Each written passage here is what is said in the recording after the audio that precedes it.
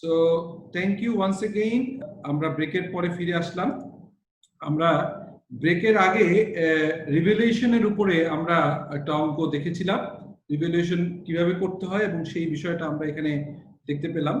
So আমরা এখন চলে যাব হচ্ছে পরের স্লাইডে। আপনারা যদি কোনো কোশ্চেন থাকে আমি কিছুক্ষণ পর পর আপনাদেরকে বলবো যে আপনারা আনমিউট করে কোশ্চেনগুলো করেন, আর ক্লাসের নির্দিষ্ট সময় পর পর আমি আপনাদের কাছে জিজ্ঞেস করবো। আপনারা তখন একটু সবাই একটু সম্ভব হলে খাতা কলমটা কাছে একটু রেখেন।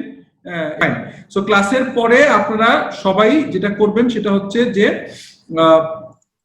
নির্দিষ্ট পর পর আমরা জিজ্ঞেস করবো, আপনার সাথে কথা বলবো, তখন আপনারা এই কোশ্চেন সেশনগুলো করবেন। সো আমার স্ক্রিন কি এখন দেখা যাচ্ছে? স্ক্রিনটা স্যার দেখা যাচ্ছে। ওকে ওকে, থ্যাংক ইউ থ্যাংক ইউ। প্রথম দিন একটু টেকনোলজিক্যালি প্রবলেমে পড়ছিলাম, বাট আমার আই হোপ যে এখন আমরা we can do it easily, আমরা এখন ঠিক হয়ে যাবে। সো আমরা কন্টিনিউ করছিলাম, রিভ্যালুয়েশন মডেল এক্সাম্পল দিয়েছিলাম, এটা আমরা দেখেছি। আমরা পরবর্তীকালে দেখতে চাই আরেকটা এক্সাম্পল, এটাও মেজারমেন্ট রিলেটেড। সো এখানে বলা হচ্ছে central hospital has an item of land carried it's book value হচ্ছে কত 13,000 টাকা। 2 years ago, a slump in land values led the company to reduce the carrying amount 15,000 টাকা। আচ্ছা, এটা কি বুঝতে পারলেন যে আমাদের বেসিক্যালি একটা অ্যাসেট কেনা ছিল, ল্যান্ড কেনা ছিল, যেটি হচ্ছে 15,000 টাকা ছিল, বাট একটু ল্যান্ড প্রাইসের একটা ধস নেমেছিল যে এরিয়ায় ল্যান্ডটা, যে কারণে কি ওটা রিভ্যালু করে 13,000 টাকা করা হয়েছিল। এটা আসলে দুই ধরনের হয়, আপনার রিভ্যালুয়েশন করে যেমনি গেইন আসে, রিভ্যালুয়েশন লসও আসতে পারে।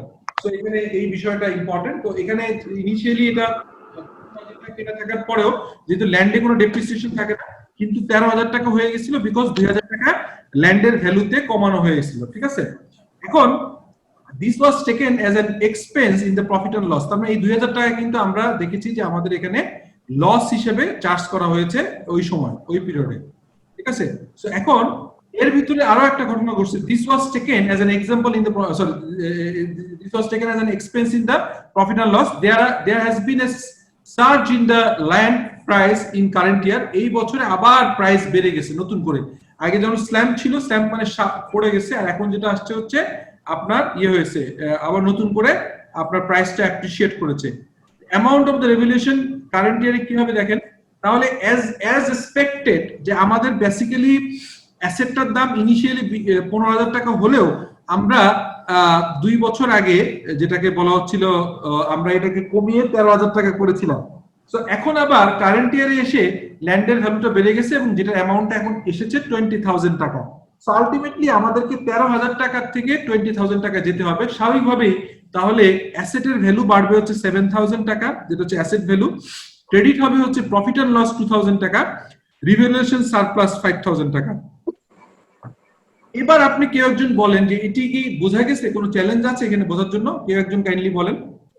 না স্যার, এটা যেটা আর কি আমরা এটা দিয়ে সার সামারি আর কি বললাম স্যার, যে এটা প্রথমে ছিল এটা 15,000 টাকা, মাঝখানে এটা 13,000 হয়ে গিয়েছিল, পরে এর পরবর্তীতে আমাদের এটা 20,000 হয়েছে। তাই আমরা যদি দেখি যে আমার টোটাল 7,000 এর একটা ডিফারেন্স 13 আর 20 এর মধ্যে, তার মধ্যে 2,000 টাকা আমার লস ছিল, আর বাকি যেই 7,000 টাকা ইনক্রিজ করেছে, তার মানে 5,000 টাকা আমার রিভ্যালুয়েশন সারপ্লাস হিসেবে শো করছে।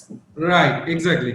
So fantastic sir. আমার এখানে একটা প্রশ্নটা হচ্ছে যে বলেন, এইখানে 2,000 টাকা স্যার আমরা প্রফিট আর লস কেন দেখাচ্ছি ল্যান্ডেড ভ্যালুতে? আচ্ছা, সেটা হচ্ছে আপনার ওই আপনি একদম রাইটলি কোশ্চেনটা করছেন। আপনি আপনার অ্যাসেট ছিল হচ্ছে 15,000 টাকা, হ্যাঁ, তো আপনি 15,000 টাকা লস ছিল। এরপরে আপনি যখন এটাকে 13,000 টাকা করেছেন, তখন এটার কি মানে 2,000 টাকা ওই বছরে একটা লস ছিল না স্যার? ওটা তো রিভ্যালুয়েশন দেখাচ্ছিল না স্যার। না না না না, একটু বোঝার চেষ্টা করেন। সেটি হচ্ছে যে আমার 15,000 টাকার থেকে যদি উপরে উঠতো সেটা আমার কি হতো? রিভ্যালুয়েশন সারপ্লাস 15,000 টাকার উপরে। কিন্তু আমি 15 থেকে যখন 13 করেছি, ওই 13,000 টাকার এন্ট্রিটা একটু চিন্তা করেন তো, অ্যাকাউন্টিং এন্ট্রিটা জাস্ট আমরা চিন্তা করি। যখন এন্ট্রি তখন কি এন্ট্রি হয়েছিল বলেন তো? 2000 টাকা যখন কমে গেছিল কি এন্ট্রি হয়েছিল কাইন্ডলি কেউ একজন তখন আমরা ইম্পেয়ারমেন্ট লস কে ডেবিট করেছিলাম আর অ্যাসেট কে 2000 টাকা দিয়ে ক্রেডিট করে দিয়েছিলাম। হ্যাঁ, আমরা যেটা করেছিলাম আসলে ইম্পায়ারমেন্ট আমরা করছি হচ্ছে যেহেতু রিভ্যালুয়েশন করছি, সো আমরা কিন্তু আলটিমেটলি ইম্পায়ারমেন্ট করি আর রিভ্যালুয়েশন লস চার্জ করি। ওইটা কিন্তু লস ছিল, তাই না? ওইটা হচ্ছে ওই বছরে লস হয়েছিল আর আমরা অ্যাসেটটাকে 2000 টাকা কমিয়ে দিয়েছিলাম। তাহলে অ্যাসেটের ভ্যালু তো এখন বাড়িয়ে নিচ্ছি 7000 টাকা, মানে হচ্ছে 5 + 2, কিন্তু ওই 2000 টাকা লসটা কি করব আমরা? লসটা স্যার অ্যাডজাস্ট করব স্যার, অ্যাডজাস্ট করব। কিন্তু এখানে একটা ইন্টারেস্টিং, এখানে কিন্তু একই সাথে সাথে আপনাদের আরেকটা কোশ্চেন আসে, আপনাদের নিশ্চয়ই মনে আছে, সেটাকে আমরা বলি হচ্ছে যে কারেকশনের একটা অঙ্ক করি না, correction rectifying journal sir, error correction rectifying journal. ওটা কিন্তু একবারে আমরা শিখে ফেলবো। খেয়াল করেন IS 8, আপনারা একটু নোট নেন, এটা কিন্তু খুব ইন্টারেস্টিং। কেন interesting? G sir, IS 8 IS 8 এ একটা ইন্টারেস্টিং জিনিস আছে না, সেটাই হচ্ছে যে আমরা IS 8 টা কি বলে বলেন তো, কেউ একজন বলতে পারবেন IS 8 কি? সরি স্যার, কি বলেন তো? Error correction, accounting principal, estimate, মনে আছে আপনাদের? জি স্যার। অ্যাকাউন্টিং এস্টিমেট চেঞ্জ হলে কি হয়, এরর হলে কি হয়? হ্যাঁ, আচ্ছা এবার আপনি বলেন তো, ওখানে একটা মেজর জিনিস আছে, সেটা হচ্ছে যদি আপনি কোনো পলিসি ভলান্টারি চেঞ্জ করেন, নিজের থেকে চেঞ্জ করেন, তাহলে এটা রিট্রোস্পেক্টিভ ইমপ্যাক্ট দিতে হবে, মানে আগের বছরে ঠিক করতে হয়। রিট্রোস্পেক্টিভ ঠিক করতে গেলে কোথায় ইমপ্যাক্ট পড়ে? Return earnings. কিন্তু এই যে চেঞ্জটা আসছে, এই চেঞ্জের সাথে আপনার কোনো কি কোনো ভূমিকা আছে? আপনি কি এখানে কোনো আপনার নিজের কোনো ভলান্টারি ইনভলভমেন্ট আছে, নাকি মার্কেট ইকোনমি আপনাকে বলছে যে এখন জমির দাম কমবে কি বাড়বে, এটা তো মার্কেট ইকোনমি ঠিক করছে, এটা আপনার হাতে নাই। সো যে কারণে এই ধরনের ক্ষেত্রে আসলে this is a change of estimation, তাই না? এস্টিমেশন প্লাস হচ্ছে চেঞ্জ, এটা ভলান্টারি না, আপনার এটা কিন্তু আপনার মার্কেট সিনারিও, আপনি ইচ্ছা করে করেন নাই। তো এটার প্রসপেক্টিভ ইমপ্যাক্ট হয়। প্রসপেক্টিভ ইমপ্যাক্ট মানে কি বলেন তো? সেটা হচ্ছে যে রিটার্ন আর্নিংস এ অ্যাডজাস্ট হবে না, কোথায় অ্যাডজাস্ট হবে? কারেন্ট ইয়ারে, তাই তো? জি স্যার। সেক্ষেত্রে আপনার এই প্রফিট এন্ড লসের যে 2000 টাকা কেন আসছে এবার বুঝতে পারছেন? জি স্যার, ক্লিয়ার স্যার, ম্যাচ করলাম স্যার ইনশাআল্লাহ। বুঝতে পারছেন? এবার দেখেন এইটা যদি কোনো বুঝতে অসুবিধা হয়, তাহলে এই আপনাদের যে লিংক, আমি আপনাকে মানে 8-10 মিনিট করে আমাদের IFA ক্লাসের সঙ্গে সংশ্লিষ্ট IS এবং IFRS এবং সংশ্লিষ্ট উদাহরণগুলোর জন্য আমি আপনাদের এই ক্লাসে তো 5টা বা 7টা যাই হোক, এখানে ফুল কভার করা কঠিন, বাট আমরা ওই আগেও দেখেছি, আমি যখন IFA ক্লাস নিয়েছি ওই সেশনে একটা ফেসবুক গ্রুপ করেছি, ওই গ্রুপে কিন্তু বিভিন্ন ধরনের আপনার ওই সময়টা, পরে এটা অনেক বছর চলছে, এখনো আছে, আমি এখন অন্য ভিডিও দেই, বাট এক সময় দিতাম হচ্ছে ওই ক্লাস সংশ্লিষ্ট ডাইরেক্ট নোটগুলো, তারপরে এইগুলো আপনাদেরকে অ্যাড করে দেবো। সেখানে আমি কিন্তু এই সংশ্লিষ্ট যেমন IS 8 এর একটু আপনাদের লাগবে, যদি ওভার কনফিডেন্ট হতে চান যে আলহামদুলিল্লাহ IFA পাস করবো, সঙ্গে সঙ্গে আমার বেসিক অ্যাকাউন্টিং স্ট্যান্ডার্ড আরো স্ট্রং করব, সেখানে কিন্তু আপনাকে IS 8 একটু লাগবে।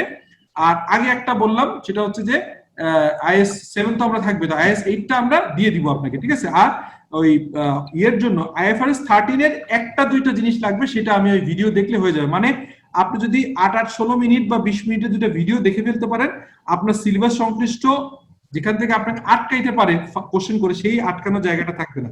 তো এটা আমরা, আপনি ডোন্ট ওয়ারি, এটা আমি দিয়ে দিব। সেটা হচ্ছে এই কারণেই দিলাম, এখানে এই কোশ্চেনটা করলাম যে এখানে কিন্তু IS 8 এর একটা ঘটনা আছে। আর অবভিয়াসলি যে আমরা যখন একটা অ্যাসেট ইনিশিয়ালি ল্যান্ড কিনেছি না 15,000 টাকা, সেটা যখন 13,000 টাকা হয়ে গেছে, তখন কিন্তু এই 2000 টাকা আমার ওই পিরিয়ডে লস চার্জ করা হয়েছে। এখন আমাকে আগে লসটাকে রিকভার করতে হবে, তারপরে হচ্ছে রিভ্যালুয়েশন সারপ্লাস। সো এই এবার দেখেন স্যার আমার একটা কথা আছে স্যার, এখানে স্যার ওই পিরিয়ডে আমার কিন্তু যে লসটা ডেবিট ছিল আর রিভ্যালুয়েশন এই যে সারপ্লাস যেটা আর কি, ওইটাও তো স্যার 2000 টাকা আমার ক্রেডিট ছিল, এই কারণে কিন্তু এই যে 7000 জায়গায় আমি 5000 লিখেছি স্যার, জিনিসটা কি তাই না স্যার? আপনার মূলত আপনার অ্যাসেটের ভ্যালু ছিল হচ্ছে 15,000 টাকা, 15,000 টাকার উপরে হবে হচ্ছে রিভ্যালুয়েশন সারপ্লাস, আর 15,000 নিচে হবে হচ্ছে বেসিক্যালি লস। তো আপনি যখন ওই লসটা আপনি আগে চার্জ করছেন, এখন অ্যাপারেন্টলি মনে হচ্ছে 7,000 টাকা ভ্যালু বাড়ছে, কিন্তু মূল ভ্যালু বাড়ছে 15 থেকে 5, এই 5,000 টাকা মূল ভ্যালু বাড়ছে রিভ্যালুয়েশন সারপ্লাস। আর 2 হচ্ছে কোন একটা সময় কমে গেছিল 2 বছর আগে, তখন আপনি লস চার্জ করছিলেন। সো যেভাবেই আপনি দেখেন এটা ঠিক আছে। এরপর স্যার আমার Clear, sir, clear. এখানে স্যার যে ওয়ার্ডটা নিয়ে কনফিউশন ছিল স্যার সেটা হচ্ছে প্রফিট অর লস। আমি স্যার যদি এখানে লস অন রিকভারি দিতাম স্যার, না loss on profit and loss কেন করা হয়েছে, এটা তো আসলে প্রফিট এন্ড লসের আইটেম, হ্যাঁ রিকভারি আপনার হেডিং নিয়ে করার কারণে সেটা হচ্ছে ওই সময় প্রফিট লসে চার্জ করছিলেন, এটা মানে হচ্ছে ইনকাম স্টেটমেন্ট আইটেম, ইনকাম জি জি স্যার, এখন ক্লিয়ার হলাম স্যার। Right right. এরপর দেখেন সেকেন্ড, দেখেন একটু আরেকটু চেঞ্জ করেছে, সেটা হচ্ছে again let us simply swap around the example was given above. The original cost was 15,000 taka, revalued up to 20,000 taka 2 years ago. The value has now fallen 13,000 taka, another decrease in value. তাহলে দেখেন এবার আপনি আসেন, আবার একটু এক্সাম্পলটা ঘুরিয়ে দিয়েছি। এক্সাম্পলটা কিভাবে ঘুরালাম, যে আমি বলছি যে আপনার অ্যাসেটটা ছিল হচ্ছে 15,000 টাকা কেনা, হ্যাঁ, তো এরপরে 2 বছর আগে এটা 20,000 টাকা হয়ে গেছিল, ঠিক আছে? 20,000 টাকা যখন হয়ে গেছিল, সেই 20,000 টাকা হওয়ার ফলে তখন আপনি অ্যাকাউন্টিং এন্ট্রিটাকে একজন বলবেন কি দিয়েছিলেন? যখন ইয়াটা হয়েছিল স্যার 15,000 টাকা 20,000, তখন আমার হয়েছিল ওই অ্যাসেটটা ডেবিট হয়েছিল আর রিভিনিউ ছিল সারপ্লাস হয়েছিল 5,000। ডেবিট ছিল কত অ্যামাউন্ট? সরি স্যার, অ্যাসেটটা ডেবিট হয়েছিল কত অ্যামাউন্ট দিয়ে? 5,000 স্যার, 5,000। তার মানে হচ্ছে যে অ্যাসেট ডেবিট হয়েছিল 5,000, রিভ্যালুয়েশন সারপ্লাস হয়েছিল 5,000, ঠিক আছে? জি স্যার। এখন ডেবিট করলাম রিভ্যালুয়েশন সারপ্লাস, তাহলে ওইটাকে নালিফাই হয়েছে, নালিফাই হয়ে গেছে না, মানে বন্ধ হয়ে গেছে না? আপনি যেটা রিভ্যালুয়েশন সারপ্লাস আগে ক্রেডিট করছিলেন, ডেবিট করছেন, তাহলে এটা শেষ হয়ে গেছে না এখন? জি স্যার। আর দেখেন প্রফিট এন্ড লসে 2,000 টাকা চার্জ করছি আর অ্যাসেটের ভ্যালু 7,000 কমাইছি, এটা কি বোঝা গেল এখন কেন করা হয়েছে? জি স্যার, জি জি স্যার। ওকে, সো এই ছোট ছোট বিষয়গুলো কিন্তু কঠিন না, বাট আমাদের যেটা হচ্ছে যে এগুলো খেয়াল না করলে পরীক্ষায় পাজল হয়ে যায়, বুঝছেন? তো পরীক্ষা আসলে পাজল হওয়া, আপনার এটা পরীক্ষা আসলে পাজল হওয়া যাবে না, এটা হচ্ছে কোশ্চেন। হ্যাঁ, আমাদের যে উদ্দেশ্য থাকবে যে আমরা আসলে পরীক্ষায় পাজল হব না, এটাই আমাদের উদ্দেশ্য, ঠিক আছে? স্যার আপনি যে ক্রেডিটটা করলেন অ্যাসেট ভ্যালু, আমি এটা কি পরীক্ষায় এটা লিখে দিলে হবে যদি এরকম থাকে? জি জি জি। এই যে আপনি লিখলেন না অ্যাসেট ভ্যালু, যেটা ক্রেডিট করলেন, আমরা পরীক্ষা যদি এই ক্রেডিট যদি এইভাবে করি যে অ্যাসেট ভ্যালু লিখে দিই তাহলে হবে? না, এখন ধরেন যদি এখানে থাকতো একটা মেশিন, তাহলে মেশিনের নাম লিখতে হইতো। জি জি স্যার, এই তো ক্লিয়ার যদি স্যার। কার থাকতো কার হইতো। এখানে যেহেতু আমি অ্যাসেট কোন স্পেসিফিক অ্যাসেট করি নাই, আমি বলছি অ্যাসেট ভ্যালু, উপরেও কিন্তু বলেছি যে একটা ল্যান্ড বা অ্যাসেট কিছু বলছি, স্পেসিফিক হলে তাই হবে। যদি ল্যান্ড হয় ল্যান্ড হবে, যদি আপনার গাড়ি হয় গাড়ি হবে, যদি মেশিন হয় মেশিন হবে। যেহেতু এখানে পার্টিকুলারলি কিছু বলা নাই, অ্যাসেট বলা আছে, যেন অ্যাসেট ভ্যালু করছে, ঠিক আছে? আইটেম হবে, যে আইটেম হবে, ঠিক আছে? Thank you sir. আচ্ছা, এবার আসেন ডেপ্রিসিয়েশনটা আসলে আমরা জানি, এটা নিয়ে খুব বেশি ডিসকাশন করার কিছু নাই। এখানে কিছু মেথড আছে আমরা জানি, যে এটা নিয়ে আমি আর ফার্দার গেলাম না, বাট একটু আমরা ডেপ্রিসিয়েশন অ্যামাউন্টটা আমরা জানি, যে আসলে ডেপ্রিসিয়েশনের ডেপ্রিসিয়েবল অ্যামাউন্ট বলে একটা কথা আছে। ধরেন আপনি একটা অ্যাসেট কিনেছেন 100 টাকা, তো আপনি 5 বছর লাইফ টাইম যাবে, 5 বছর পরে স্ক্র্যাপ ভ্যালু হইতে পারে আপনার 10 টাকা, তাহলে ডেপ্রিসিয়েবল ভ্যালু হচ্ছে 90 টাকা, এটা তো আমরা জানি। স্যার আরেকটা জিনিস জানি, সেটা হচ্ছে যে আমাদের depreciation method. So depreciation method আমরা জানি যে স্ট্রেট লাইন মেথড আছে, সাম অফ ইয়ার ডিজিট মেথড আছে, ডাবল ডিক্লাইনিং মেথড আছে, এই জিনিসগুলো, তাই না? সেটা আমরা জানা, এটা নিয়ে আর ফার্দার সময় নিচ্ছি না, বিকজ আমার প্রিন্সিপাল অ্যাকাউন্টিং এটা ছিল। আর যেহেতু আপনি স্পেশাল হচ্ছে, কাইন্ডলি একটু সাউন্ডটা অফ করে দিন। হ্যাঁ জি। আরেকটা জিনিস হচ্ছে, ধরেন আমি জাস্ট বলতে চাচ্ছি যেটা, সেটা হচ্ছে যে আপনারা যেহেতু স্পেশাল ক্লাস করছেন, তার মানে ধরে নেওয়া হচ্ছে যে আপনারা একাধিকভাবে পরীক্ষা দিয়েছেন, সেই কারণে আমি একদম বেসিক যখন আইএফএ ক্লাস নিতাম ফ্রেশ, তখন যেভাবে পড়াতাম, এখন কিন্তু একটু ফাস্টার দিতে হবে, আদারওয়াইজ কিন্তু আমরা শেষ করতে পারবো না। এখানে আরেকটা ডেপ্রিসিয়েশন সংশ্লিষ্ট উদাহরণ দেওয়া আছে, বি কোম্পানি অ্যাকোয়ার্ড। আচ্ছা, আপনার উদাহরণটা একবার পড়ে ফেলেন তো, আপনারা সবাই পড়েন তো, আমি আপনাদেরকে কোশ্চেনটা জিজ্ঞেস করবো, ঠিক আছে? জাস্ট আপনাদেরকে 2 মিনিট দিলাম, কোশ্চেনটা পড়েন 2 মিনিট। হ্যাঁ, 2 মিনিটের বেশি আসলে সময় দেওয়া যাবে না, জাস্ট 2 মিনিটে পড়েন।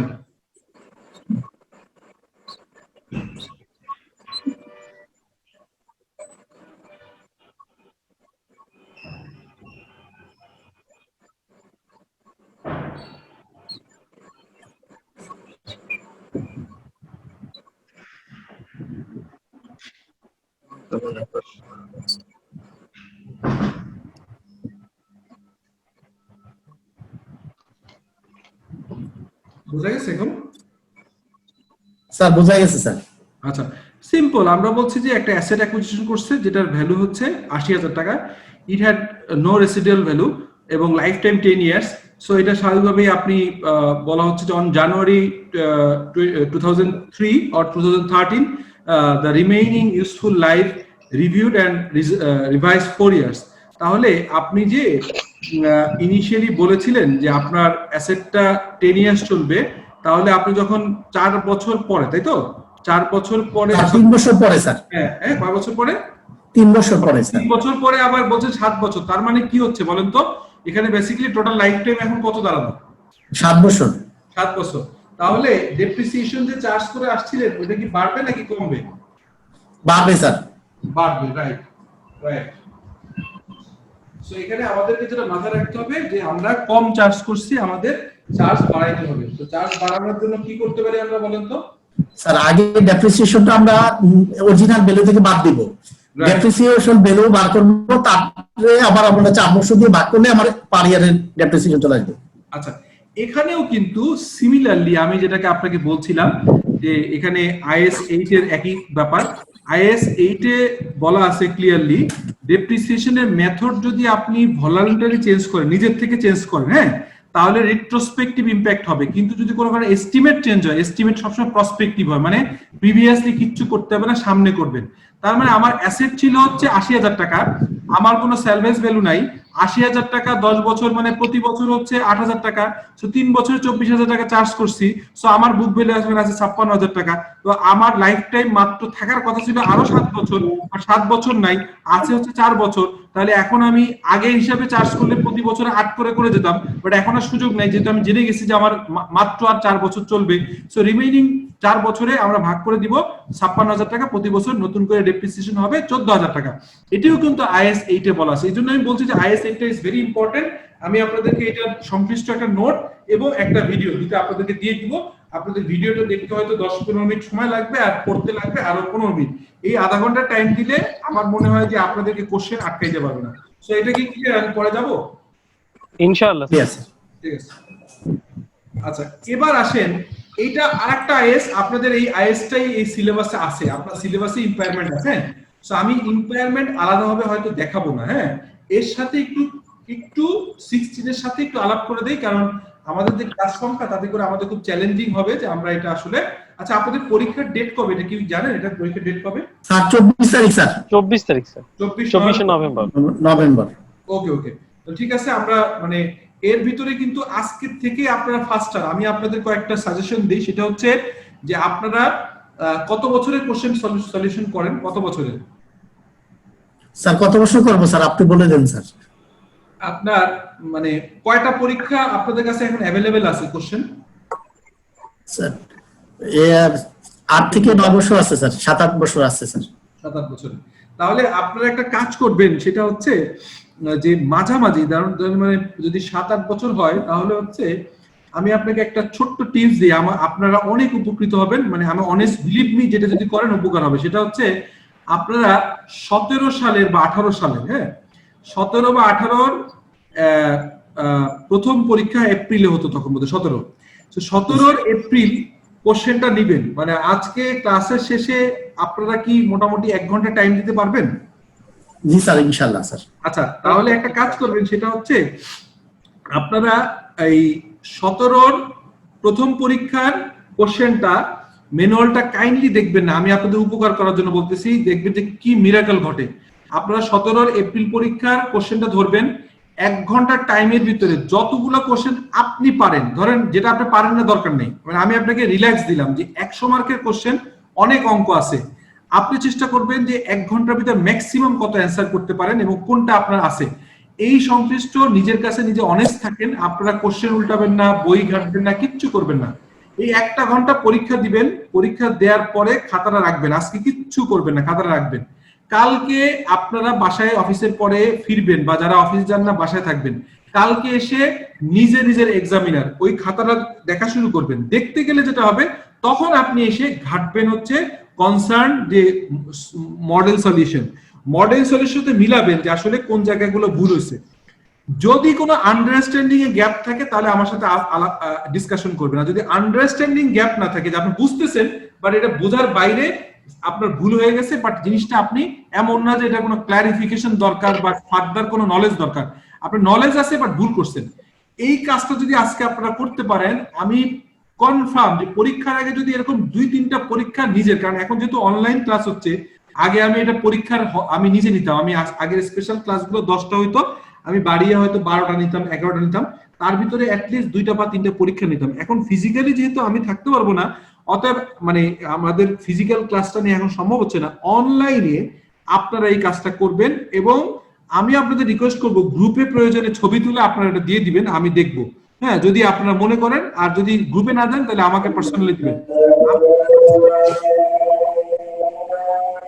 একটু কি সাউন্ডটা বন্ধ করবেন কাইন্ডলি আপনাদের, যে যারা অন আছে।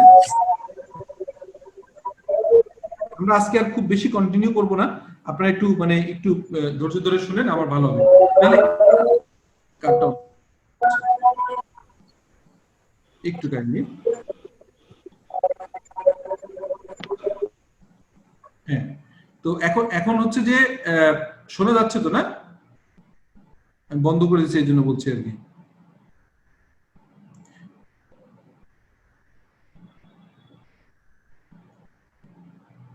ওকে, তো যেটা বলছিলাম যে আপনাদের কিন্তু এই কাজটা করতে হবে, আপনাদেরকে এই পরীক্ষাটা আজকে দেন, আর কালকে নিজে একটু খাতা দেখেন।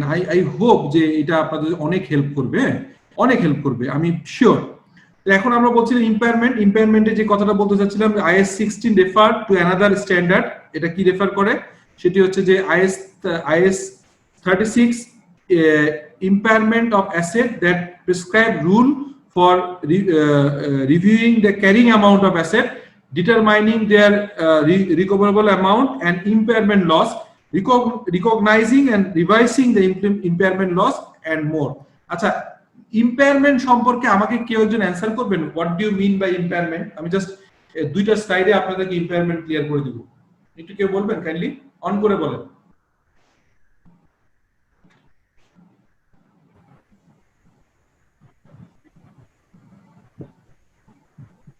স্যার, ইম্পেয়ারমেন্ট হচ্ছে কোন অ্যাসেটের, মানে সাধারণত আমরা IAS 36 অনুযায়ী এভরি ইয়ার যখন মানে ব্যালেন্স শিট তৈরি করি, তখন প্রত্যেকটা অ্যাসেট হচ্ছে ইম্পেয়ারমেন্ট টেস্ট করতে হয়।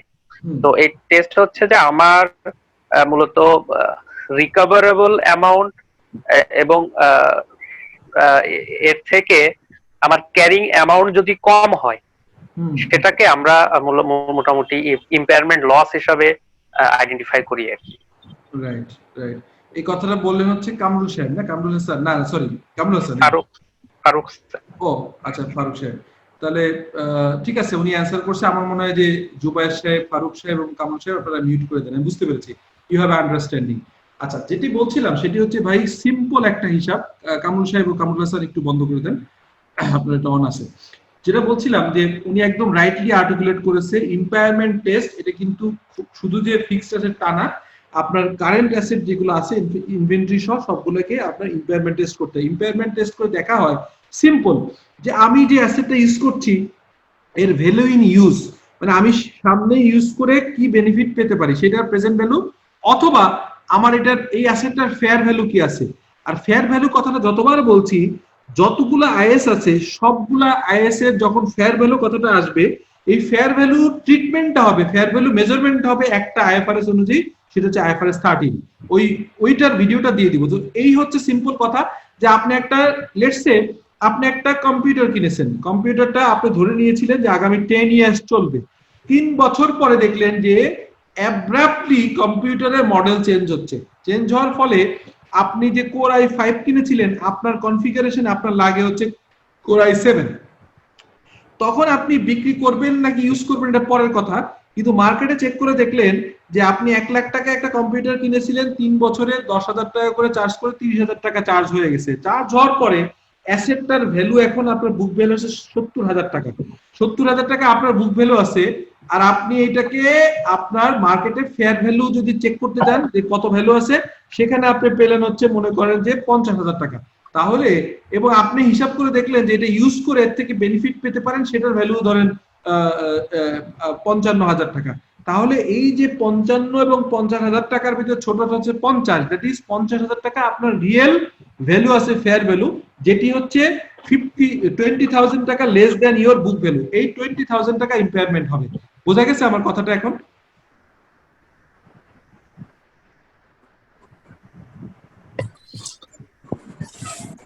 কামরুল সাহেব, জি স্যার, বোঝা গেছে স্যার। জি স্যার, এটা হচ্ছে লস অন ইম্পেয়ারমেন্ট।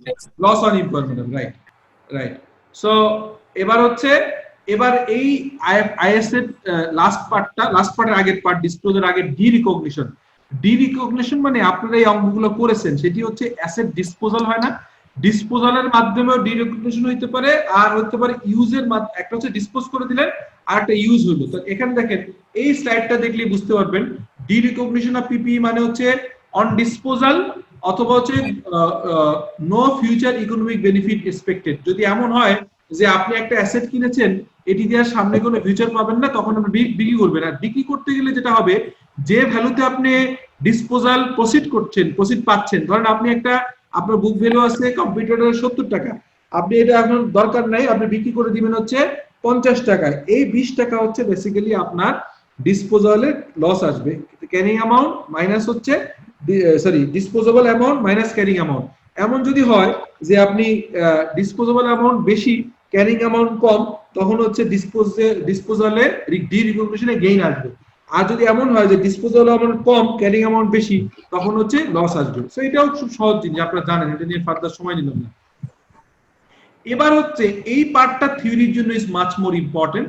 থিওরিতে এই অঙ্কগুলো, থিওরিতে এই পার্টটা আসে, সেটা হচ্ছে for each class of property, plan and equipment disclose কি করতে হয়, আইএস এর 16 এর আপনার প্যারা 37 অনুযায়ী এই জিনিসগুলো ইম্পর্টেন্ট। আপনারা রাখতে পারেন মাথায় যে এই ধরনের জিনিসগুলো থিওরিতে আসতে পারে, এবং খুব বেশি থিওরি না, এটাতে হয়তো 3 মার্কসে একটা থিওরি আসতে পারে, এই ধরনের 3 থেকে 5 মার্কে হয়। সেটা হচ্ছে যে basis for measuring carrying amount, এটা জানাইতে হয় যে আপনি যে ক্যারিং অ্যামাউন্ট যে বের করতেছেন অ্যাকাউন্টিং বেসিস থেকে, ডেপ্রিসিয়েশনের মেথডটা কি, তারপর হচ্ছে ইউজফুল লাইফ অর ডেপ্রিসিয়েশন রেটটা কত, এটা বলতে হয়, ডিসক্লোজ করতে হয়।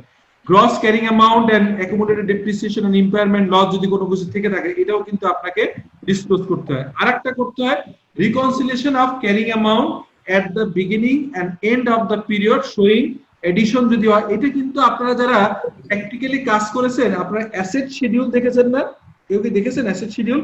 আমি আপনাদেরকে নেক্সট দিনে একটা অ্যাসেট শিডিউল কিরকম হয় এটা প্র্যাকটিক্যালি একবার চট করে দেখাই দিব, যে অ্যাসেট শিডিউলটা কিরকম হয়। এডিশন থাকে, ডিসপোজাল থাকে, অ্যাকুইজিশন যদি থ্রু আউট বিজনেস কম্বিনেশন, যদি বিজনেস কম্বিনেশনের মাধ্যমে হয়, জেনারেলি হয় না সবসময়, তো বিজনেস কম্বিনেশন সব অর্গানাইজেশনের প্রতিদিনের ঘটনা না, রেয়ার ঘটনা, once in a life time হয়, এরকম যদি কিছু থাকে সেটা দিতে হবে।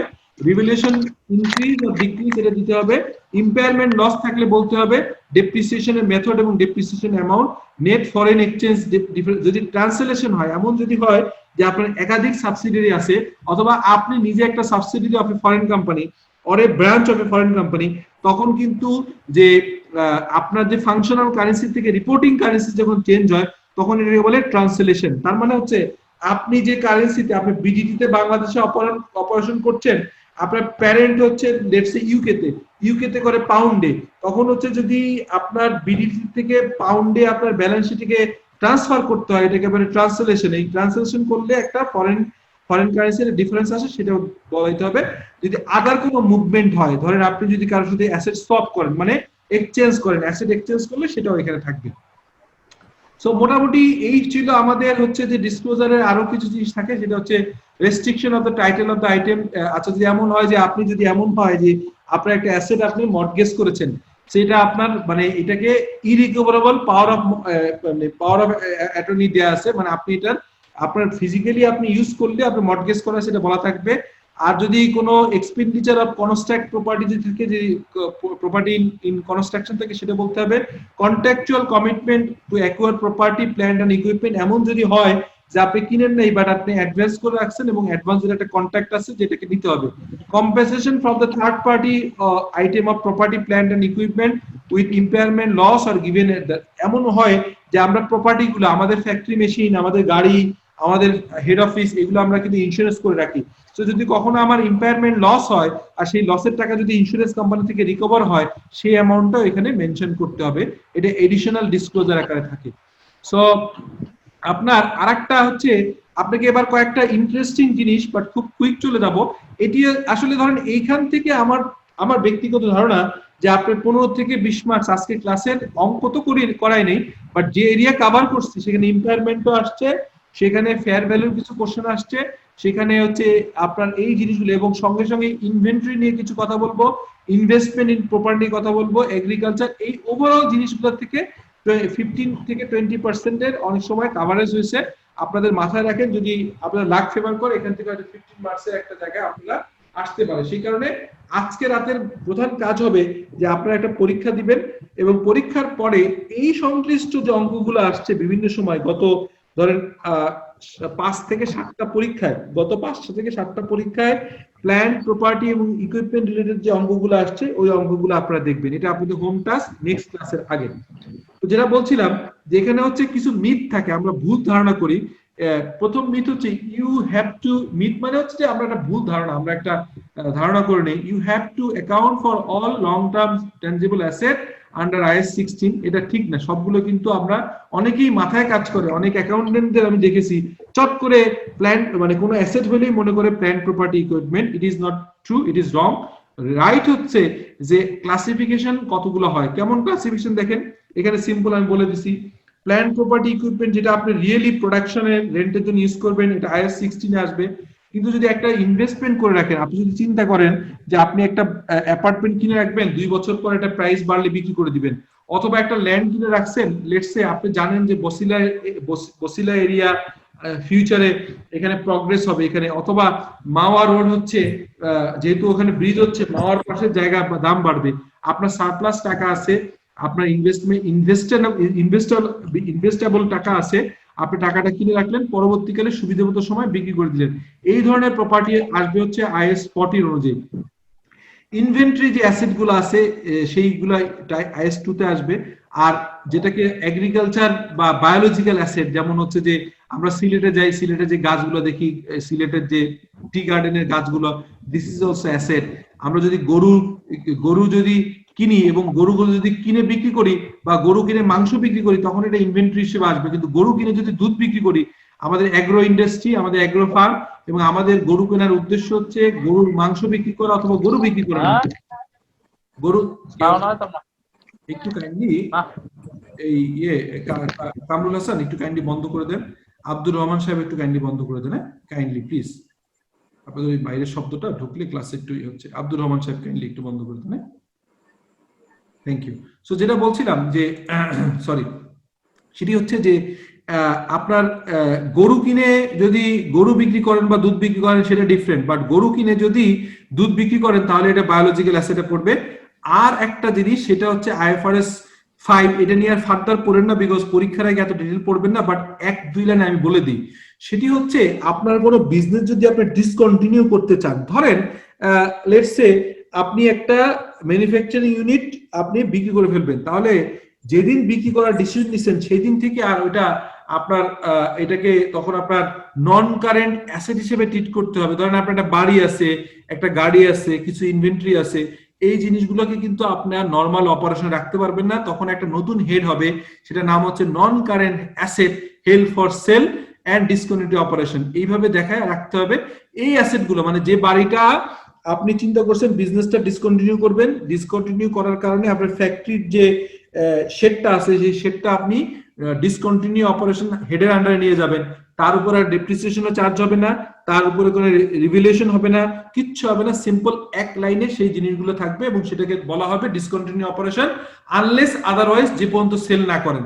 যদি কখনো আবার এটাকে ডিসিশন চেঞ্জ করেন যে আমি ডিসকন্টিনিউ অপারেশন রাখবো না, এটা আমি আবার কন্টিনিউ অপারেশন আনবো, that is a different ball game, তখন আবার আপনি অ্যাসেটকে রিকগনিশন করবেন এবং ডেপ্রিসিয়েশন শুরু হবে। কিন্তু আনলেস আদারওয়াইজ আপনি যদি একে রাখেন for the dispose of as a unit, পুরোটা বিক্রি করে ফেলবেন, তখন এটাকে আলাদা রাখতে হবে।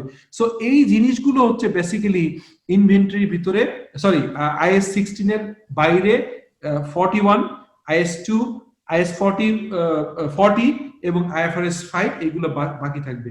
সো স্যার এখানে একটু আমার একটা জানার বিষয় ছিল, একটু বলবো? বলেন প্লিজ।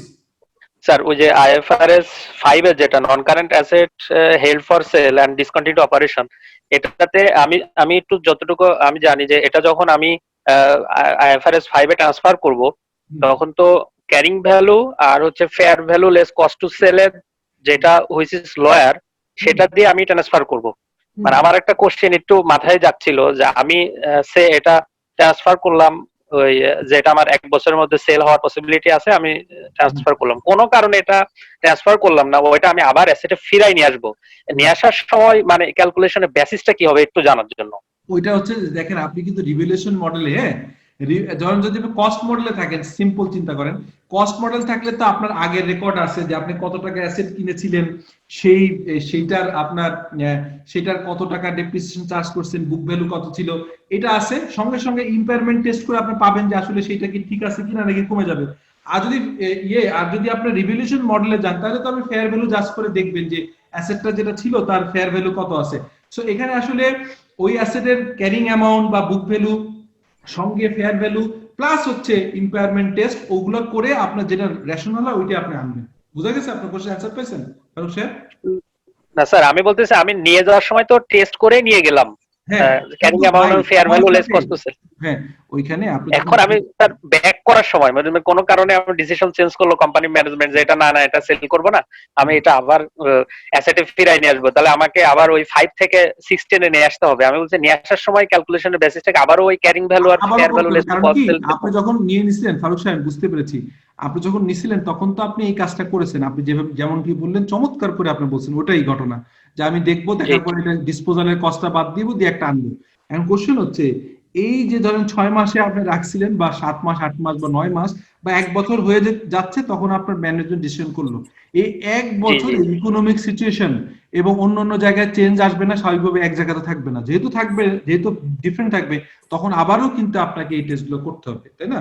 আচ্ছা আচ্ছা আচ্ছা, জি জি, এটা না আমার একটু জানার বিষয় ছিল। জি, thank you sir. Thank you. না, আপনি অনেক অ্যাডভান্স লেভেল এটা জানেন, থ্যাংক ইউ। আপনাদের আসলে আমার কষ্ট লাগে অনেক জায়গায় যে আমি আইএফএ ক্লাসে আগেও দেখেছি যারা এখানে ক্লাস করে তাদের নলেজ ডেপথ কিন্তু ভালো আছে, কোনো কারণে সাইকোলজিক্যাল, আমি আপনাদেরকে একটা এটা আমি দেখালাম না, ইউটিউবে একটা ভিডিও করছি রিসেন্টলি, সেটা হচ্ছে আমরা কিন্তু সাইকোলজিক্যাল কারণে ফেল করি, আমরা কিন্তু আমাদের কিছু বার্ডেন, আমাদের মাথায় কোনো একটা সময় পরীক্ষায় ফেল করেছি একাধিকবার, বা কেউ বলছে এটা হবে না, এই যে লিমিটিং বিলিভ বলে, লিমিটিং বিলিভের কারণে ফেল করি। আমি আগের ক্লাসগুলো যে আহামরি অনেক পড়িয়েছি, অনেক কিছু শেয়ার করছি, not likely what I did যে তাদেরকে মোরালি বুস্ট আপ করছি। আমি বিশ্বাস করি এই ক্লাসে আপনারা এখন যে 40-42 জন যারা আছেন, এবং এইটা যেহেতু আজকে প্রথম ক্লাস, অনেকেই জানে না, অনেকে হয়তো সামনে জয়েন করবে, শুধুমাত্র যদি আপনারা অলমাইটি কাছে হেল্প চান যে আমি এটা অনেকদিন আটকে গেছি বা এই সিলেবাসটা শেষ হয়ে যাচ্ছে, আমি এই এক পরীক্ষায় বা নেক্সট পরীক্ষায় ম্যাক্সিমাম দ্বিতীয় পরীক্ষার ভিতরে শেষ করবো, বা আমি দ্বিতীয় পরীক্ষা অপশন চিন্তা করতে চাচ্ছি না, আমি চাচ্ছি যে এই পরীক্ষায় কেন নয় যে 200 লোক আইএফএ তে পাস করবে, এটা একটা রেকর্ড আমরা করতে পারি, আমরা যে সবাই চাই। তো সেই জায়গায় আমার মনে হয় নলেজ কিন্তু আপনাদের এনাফ আছে, আপনাদের কথাবার্তায়, কোশ্চেন বা ফারুক সাহেব যেভাবে অ্যান্সার করলেন এখন ইম্পায়ারমেন্ট আইএফআরএস 16 নিয়ে আইএফআরএস 5 নিয়ে যে কোশ্চেনটা করলেন, যে আমি যখন held for sale and discontinue অপারেশনের জিনিসটা বুক করছি, এটাকে যদি রিভার্সাল করতে হয় তখন আবার কি করব? এই ধরনের ম্যাচুরিটি বা এই ধরনের আন্ডারস্ট্যান্ডিং বা নলেজের ডেপথনেস আপনাদের থাকার পরেও আইএফএ তে ফেল করাটা আমার কাছে ইরেশনাল মনে হয়। এটা আসলে আমাদের লিমিটিং বিলিভের কারণে আমরা ফেল করছি। সো এটা আমার বিশ্বাস যে আমরা এই কয়েকটা ক্লাসের ভিতরে ওভারকাম করব। Thank you. আমরা একটু পরে যাই, আমরা শেষ করে দিব আজকে এখানে। সো এখানে আসলে একটা জিনিস আপনাদেরকে মাথায় রাখা দরকার, এখানে একটা মিথ কাজ করে, অনেকে ফেয়ার ভ্যালু এবং রিভ্যালুয়েশন মডেলকে এক করে দেখার চেষ্টা করে, দুটো কিন্তু ভিন্ন জিনিস।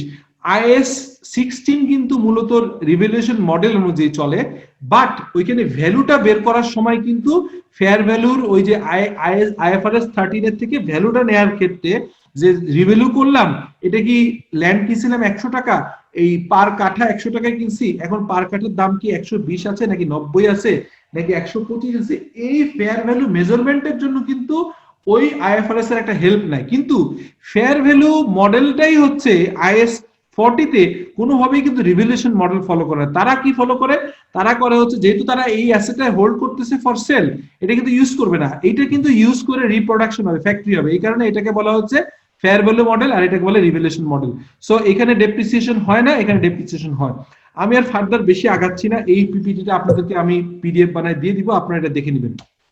ঠিক আছে, আমার মনে হয় যে আজকে আসলে অনেক ডেপথে আমরা আলাপ করার চেষ্টা করছি। সিমিলারলি স্পেয়ার পার্টস এর ব্যাপারে আপনার ইনভেন্টরি হিসেবে যাবে কিছু জিনিস, সেটা হচ্ছে যে যখন আপনি স্পেয়ার পার্টসটা সার্ভিসিং ইকুইপমেন্ট হবে, যখন হচ্ছে যে রিসেল করবেন মার্চেন্ডাইজ, যদি আপনি একটা গাড়ির পার্টসের ব্যবসায়ী হন তাহলে যদি স্পেয়ার পার্টস থাকে তখন it is your inventory. But এমন যদি হয় যে আপনি গাড়ির পার্টস নিজে কিনে রেখেছেন ফর অ্যাড ইউর গাড়িতে অ্যাড করবেন, তাহলে এটি কিন্তু তখন ইনভেন্টরি হবে না, তখন হবে হচ্ছে এর সাথে অ্যাড হবে এবং তার লাইফ টাইমটা আসলে মোর দেন 1 ইয়ার হবে, এটার লাইফ টাইম মোর দেন লেস দেন 1 ইয়ার হবে ইনভেন্টরির ক্ষেত্রে। এটা আমরা জানি, তারপরে একটু দিয়ে দিয়েছি। সো আমার মনে হয় যে আজকে প্রথম দিন এবং আমি নিজেও আসলে একটু টেকনোলজিক্যালি আজকে আপনাদের সাথে কানেক্টেড হলাম। সো যদি কোনো কোশ্চেন না থাকে, আমাদের ফর্মুলা অনুযায়ী আমরা ক্লাসটা হয়তো 9টা পর্যন্ত টানার কথা ছিল। আমি ক্লাসের ইয়েটা দেখবো সম্ভবত 3 ঘন্টা। আপনারা কি বলতে পারবেন এই ক্লাসটা 3 ঘন্টা না 2 ঘন্টা? 3 ঘন্টা স্যার, 6:30 থেকে 9:30। আচ্ছা, তাহলে কি মনে করেন যে আমরা কি আইএস 7 নিয়ে একটু ডিসকাস করব, নাকি আমরা প্রয়োজনে একটু মানে হোয়াট ডু ইউ থিঙ্ক যে আমরা কিন্তু আরেকটা সেশন একটু আইএস 77 নিয়ে একটু আলাপ করে রাখতে পারি, কারণ এই দুইটা চ্যাপ্টার থেকে অঙ্ক আসার সম্ভাবনা আপনার জন্য খুব বেশি। এটা এখানে রেখে কি আমি আইএস 7 এ যাব? স্যার IS 7 পড়া স্যার আমার একটা স্যার আচ্ছা, এই সিঁড়ি থেকে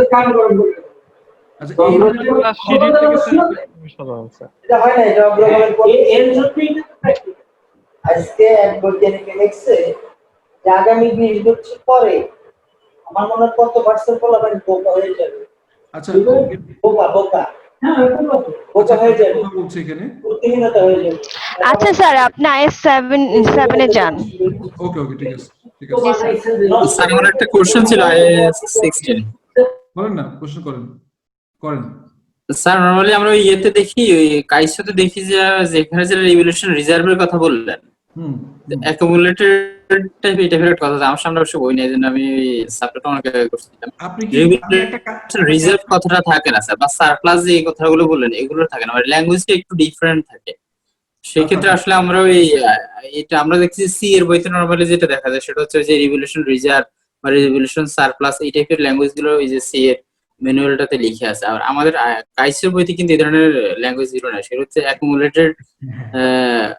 অ্যাকুমুলেটেড টাইপের কিছু কথা লিখে থাকে। সেক্ষেত্রে আমরা একটু সমস্যার মধ্যে পড়ে যাই। আচ্ছা, আমরা কাইসো বা আইসিএম ম্যানুয়াল বা সি এর ম্যানুয়াল ইম্পর্টেন্ট না, আমাদের একটা জিনিস ইম্পর্টেন্ট হচ্ছে আইএস আইএফআরএস। সো আইএস এর ভাষায় যা যা আছে আমরা সেটাই করব, আমি কিন্তু সেটাই বলছি। আপনারা একটু কষ্ট করে